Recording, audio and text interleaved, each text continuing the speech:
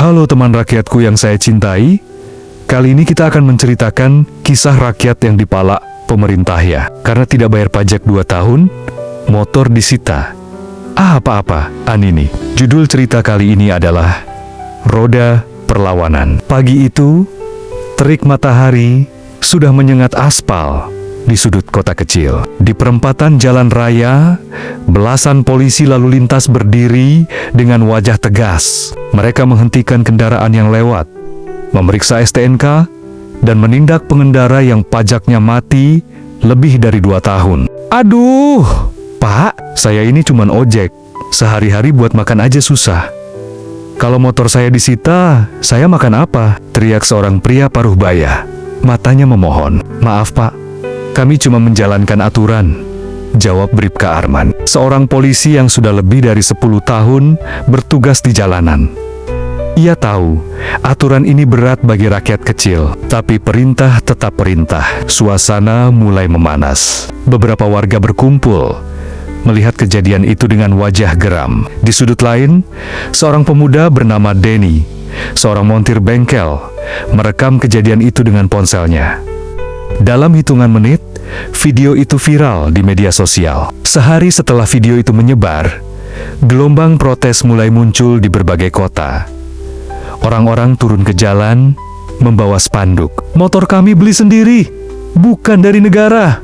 Bayar pajak, kami juga butuh makan.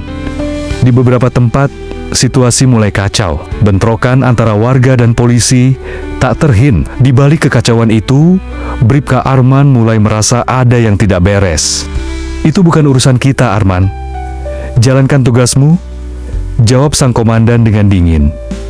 Namun, Arman mulai goyah. Ia melihat sendiri bagaimana seorang ibu menangis saat motornya disita. Padahal, itu satu-satunya kendaraan untuk mengantar anaknya sekolah. Bagaimana seorang buruh pabrik harus berjalan. Di sisi lain, Denny bersama teman-temannya mulai mengorganisir gerakan yang lebih besar. Mereka tak hanya protes, tapi mulai melawan. Mereka menyabotase razia polisi, menghalangi penyitaan motor, bahkan ada yang nekat menyerang kantor polisi di daerah mereka. Malam itu, di depan kantor gubernur, ribuan rakyat berkumpul. Mereka menuntut agar aturan itu dicabut. Polisi berjaga dengan tameng dan pentungan. Bribka Arman ada di barisan depan, memegang helmnya dengan ragu.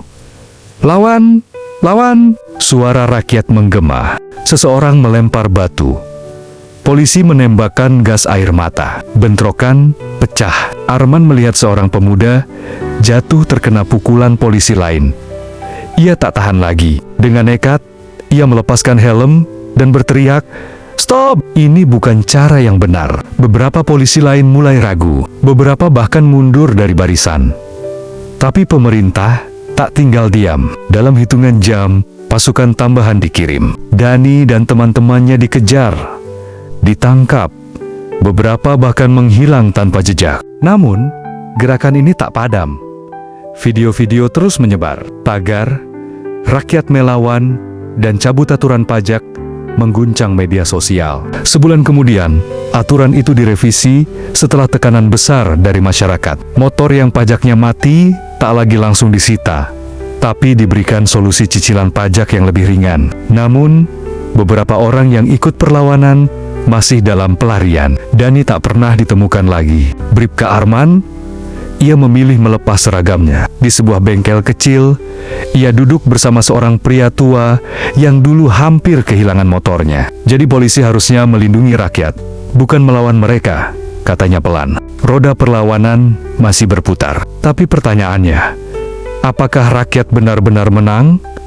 Atau hanya diberi janji sementara? Ya kita tidak tahu lagi. Pemerintah sekarang mah gitu.